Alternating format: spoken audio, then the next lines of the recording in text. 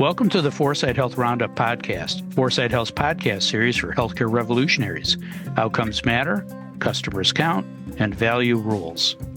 Hello again, everyone. This is Dave Burda, news editor at Foresight Health. It is Thursday, March 13th. Saturday is March 15th. It's the Ides of March. Beware. It's also the St. Patrick's Day parade in Chicago. That's even more dangerous. Another thing that's dangerous is what the current administration wants to do to Medicaid, the safety net health insurance program for the poor across the country. We're going to talk about the future of Medicaid with Dave Johnson, founder and CEO of Foresight Health, and Julie Murchinson, partner at Transformation Capital. Hi, Dave. Hi, Julie. How you two doing this morning? Dave? Well, we're bracing for St. Patrick's Day when the Chicago River turns green and revelers start lining up to enter bars at 6 a.m. Talk about how not to make America healthy again. Thanks, Dave. Julie, how are you? I am well. My children are on spring break, so we're in Whistler, and we got a lot of really gorgeous snow yesterday. So beautiful up here. Wow. That's great. Good for you. Yeah. Okay, before we talk about Medicaid, let's talk about the Ides of March. Dave, when you hear the Ides of March, do you think the assassination of Julius Caesar, or do you think the rock band from the 60s and 70s? A2, Brute. And one more thing. I come to bury Caesar, not to praise him. You know, I took Latin in 8th grade, and maybe the laziest teacher I've ever had. We actually read Shakespeare's Julius Caesar aloud in class in English as a way to learn Latin. So all I have to say is Agricola, Agricolae, Agricolarum. You know, I would have bet the farm that you're going to sing Eye of the Tiger. But, I would have lost that. Keep you on your toes, Dave. I'm keeping you on your toes. You totally threw me there. Julie, how about you? Assassination or rock band? Eye of the Tiger. Oh, my goodness. Well, I think of neither because this might be kind of ominous, but the Ides of March is my wedding anniversary. So that's what I think about. Oh, okay. Interesting day. Watch your back. Yeah. That's great. Actually, I think of my dad. He wasn't much of a yeller. You know, sarcasm was his parental weapon of choice. It was wicked. And when I did something wrong, which was quite often, he would look at me and say, "Beware the Ides of March." You know, talk about sending a chill down your spine. You know, the first time he did it, I had to look it up. Did you change your behaviors? Yeah, temporarily. You know, there you go. Temporarily. Another thing that's sending a chill down the spines of a lot of people are the proposed cuts in Medicaid spending in the budget resolution passed by the MAGA-controlled House late last month. And there's your transition. The budget resolution would reduce budgeted Medicaid spending by an estimated $880 billion over the next 10 years. Like last week's show on DEI, I'm going to dispense with the usual recitation of factoids and get right to it with you. Dave, give me your worst case scenario if this happens. What's the best case scenario? And if you ran a state Medicaid program, what should you be doing from a policy perspective right now? Would you rather die by firing squad or lethal injection? Anyway, I was interviewed by Scripps TV last week before Trump's State of the Union address. And the first question I got asked, interestingly, was, what's the state of U.S. healthcare? And my immediate response was, it's terrible. We spend twice as much on healthcare per capita as other wealthy nations and die 6 to 8 years earlier. How could it be any worse? And we know that life expectancy skews even lower, much lower in low-income urban and rural areas where Medicaid insurance predominates. So arguably, healthcare has largely collapsed in many of these communities, and we have catastrophic consequences to show for it. So the worst and most likely case is that we continue using the same approach to providing Medicaid services with fewer resources. And it's not hard to predict what the outcome of that will be. It will be even more dismal health outcomes than we already have. And we're, a significant outlier on the world stage. Ironically, perhaps the best case scenario is that Medicaid programming and aligned outcomes become so bad that we blow up the current system and start from scratch. And maybe, just maybe, then we could right the ship, really start to spend money in the right ways. So your question is, what would I do if I were a state's Medicaid director? I believe it's blank sheet of paper time. When Jimmy Carter and Burt Lance, you remember Burt Lance? Were in the White House. They used a concept called zero-based budgeting that they had used when Carter was governor of Georgia. And the idea is a pretty basic one, but it's a good one. You go back to the beginning and allocate resources based on actual needs, not previous spending. So the closest I can think of anyone in recent history doing that was the 4-year period of time when Mandy Cohen was the director of Health and Human Services for the state of North Carolina from 2017 to 2021. And she aggressively pursued a health first agenda, even though North Carolina was not a Medicaid expansion state. So what did she do? She moved to risk-based payment models. She pursued a very large initiative called Healthy Opportunities, which was a comprehensive wraparound services model for high-need Medicaid enrollees. She created an opioid action plan that actually lowered opioid deaths for the first time in over 10 years in the state of North Carolina. And she just pushed health first all the time and achieved good results. We know this works, right? When you invest in front-end primary care and at-risk individuals, outcomes improve. Unfortunately, COVID kind of got in the middle of all this, and she probably couldn't push her health first agenda as far as she would have liked. But, you know, Dave, desperate times call for desperate measures. If RFK Jr. truly wants to make America healthy again, he should partner up with Mandy Cohen and get the job done. I mean, really go for it. Yeah, that's a smart move. There's the blueprint, and it does work. That's great. Thanks, Dave. Julie, any questions for Dave? Gosh, Dave, I love that you brought back all Mandy's good work, and her ability to push Medicaid through in that state was something else impressive. Yeah, if you can do it there, right, you should be able to do it anywhere. Right? That's true. So slightly different question for you on if you were someone. So Republican governors, congressmen in these states that are staring down tough decisions, these are elected positions. So if you were one of them, would you see practical choices here, or would you be rethinking your party affiliation?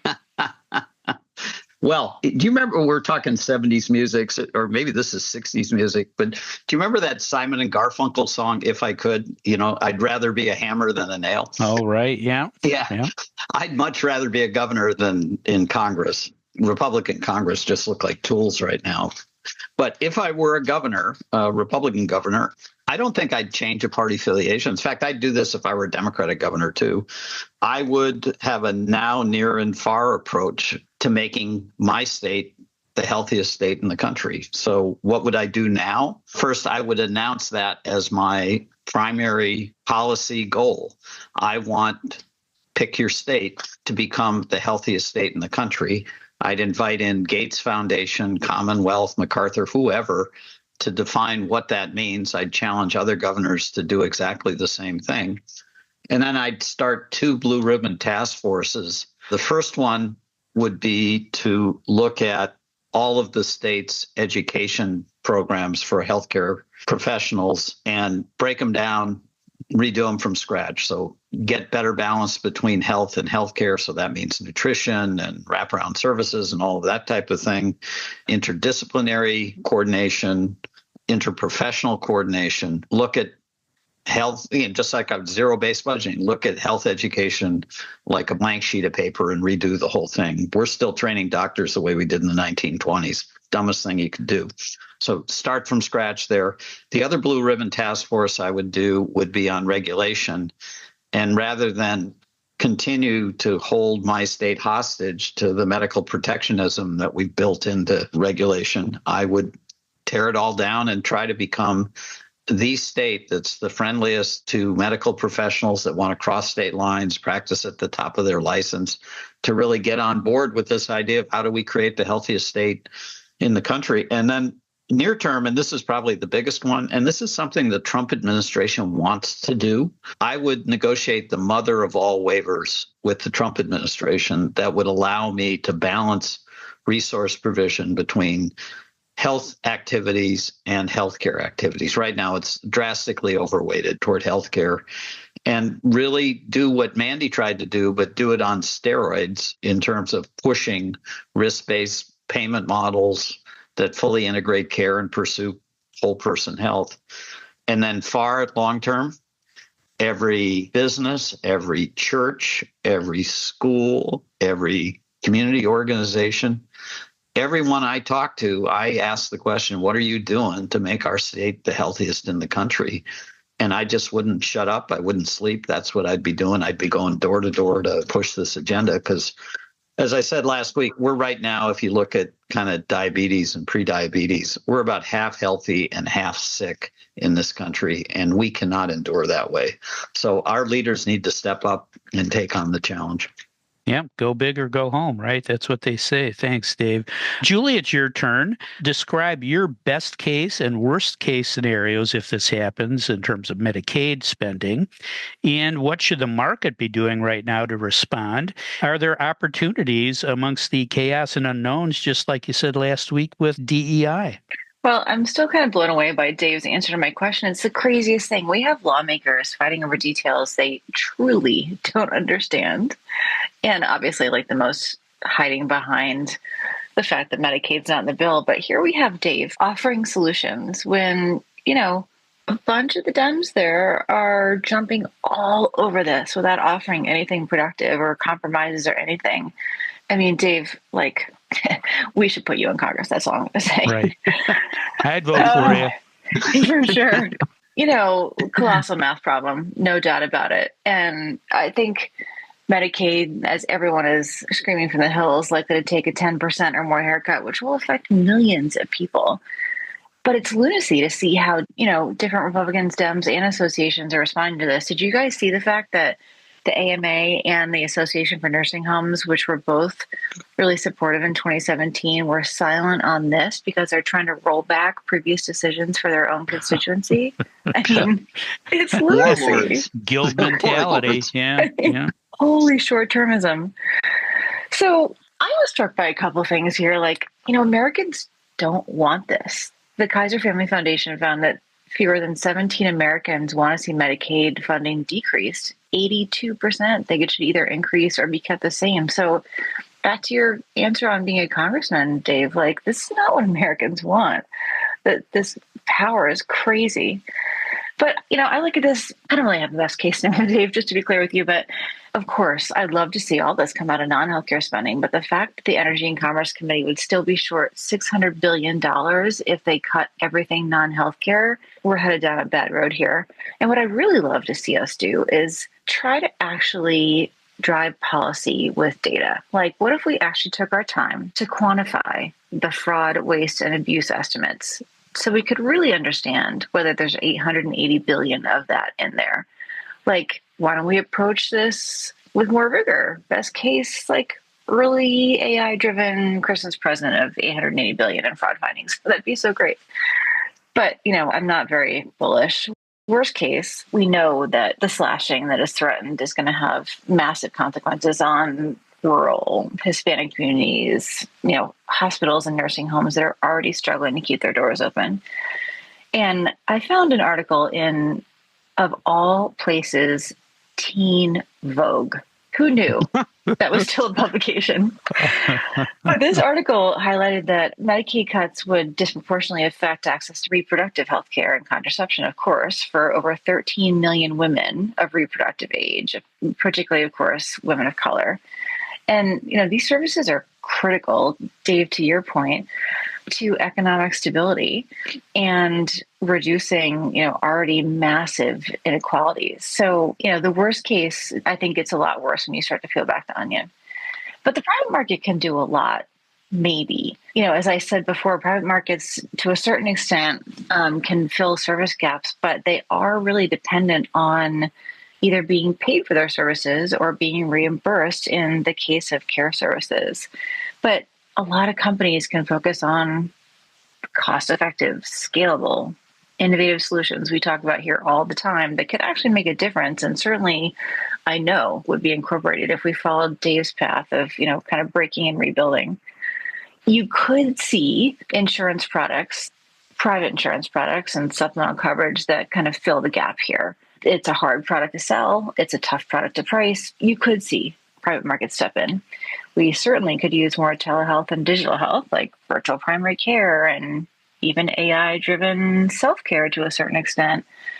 Look at what we're doing with behavioral health apps today. I mean, there's a lot of incredibly useful stuff on the market today that could help address what could happen here.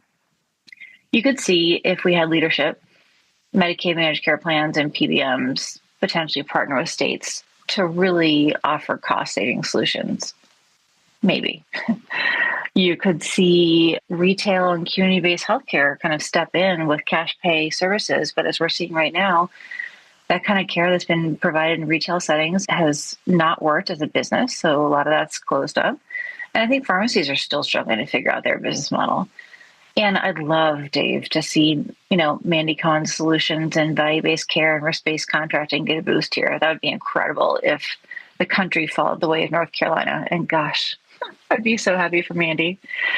So there's so much that could happen. I mean, Uber and Lyft could even step in and, replace some of the Medicaid-funded transportation programs. I mean, there's so many ways, but my prediction is that a lot of that doesn't come to fruition, and it's going to be a disaster.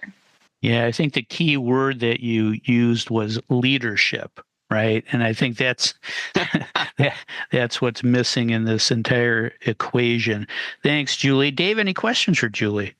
Julie, I love how this conversation's unfolding, the break it and rebuild approach. And the thing with Medicaid, it's been a catch-all. So not only does it cover 25% more people than Medicare, it's like 83 million versus 66 million Americans. It also funds a much broader spectrum of services, including long-term care, maternal care, pediatrics, mental health services, disability services, addictions and substance abuse, and so on, dual eligible populations. So here's my question. Is this broad mix of services and recipients a blessing, a curse, or both? Well, I think it's a curse.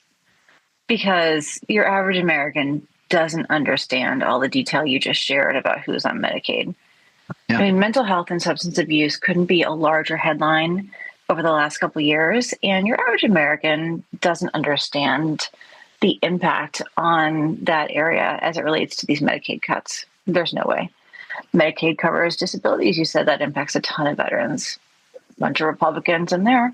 Mm-hmm. Burda, you shared a great article actually on this last week after we spoke about words. Last week we talked a lot about how words matter. And I was really struck by the author's perspective that if you actually said to average American that your TennCare plan is going to be impacted, or your main care plan, or your Mass Health plan, or your Health Quest plan, or your Sunshine State Health plan, all these names of Medicaid managed care plans in states that actually people understand. Either someone in their family is on that plan, they have friends on that plan, they know people in the community on that plan. That actually personalizes it, makes it matter. This word Medicaid doesn't mean anything. So we have a long way to go to help people understand the translation. And I was also struck by the fact that, we're so focused on the fact that if we do understand Medicaid, it's all about poor people. That's kind of the general feeling, right? And again, Kaiser Family Foundation found that 62% of the public incorrectly believes that most working age adults on Medicaid are unemployed. And support for work requirements drops from 62% to 32% when they hear that most of those people are already working and would risk losing coverage because of the burden of paperwork just to prove eligibility. And we leave out of all these arguments that states are going to have to pay a ton of money to administer any kind of work requirement. So here we are again. Work requirements sound like such a good idea, but you have to get under the covers and into the details to understand what it means. And, most people just can't pay attention for that long. Yeah, perception is everything. Thanks, Julie. Helping the poor, disabled, and children access healthcare services is the mission of government. I mean, that's why I pay taxes, to support the public good. And shame on any healthcare executive who voted for all of this. All right, let's see if we can find any good healthcare news this week. Julie, tell me something good that happened in healthcare this past week. Well, if we want to shoot ourselves all the way to the other side of what's happening in healthcare, we have our first digital health IPO, S1 filed, I guess, coming up with Hinge Health, which is the first one in a long time, and it'll be interesting to see what happens. Wow. Yeah, we'll keep an eye on that. Thank you. Dave, did we miss any silver linings this past week? Well, Hinge is such a great company. I hope they blow it out. I guess what struck me, it kind of snuck up here. We just had the 5th anniversary of the COVID lockdown, and there were lots of articles and commentary this week on that. And it looks like we're still living with the consequences. Perhaps the most profound one is that COVID turbocharged the trend we were already on towards spending more time in the home and less time with friends, increasing social isolation and loneliness, and that this is most pronounced in the 15 to 34 age group. It's probably worth an entire show on this topic, kind of what COVID has done to America. But this is a really distressing trend.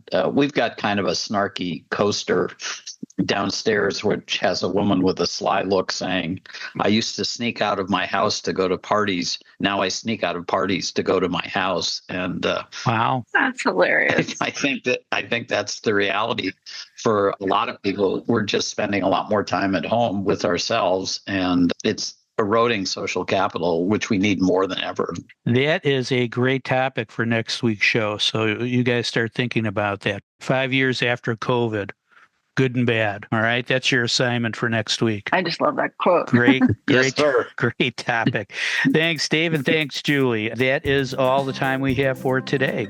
If you'd like to learn more about the topics we discussed on today's show, please visit our website at foresighthealth.com. You also can subscribe to the Roundup on Spotify, Apple Podcasts, YouTube, or wherever you listen to your favorite podcasts. Don't miss another segment of the best 20 minutes in healthcare. Thanks for listening. I'm Dave Burda for Foresight Health.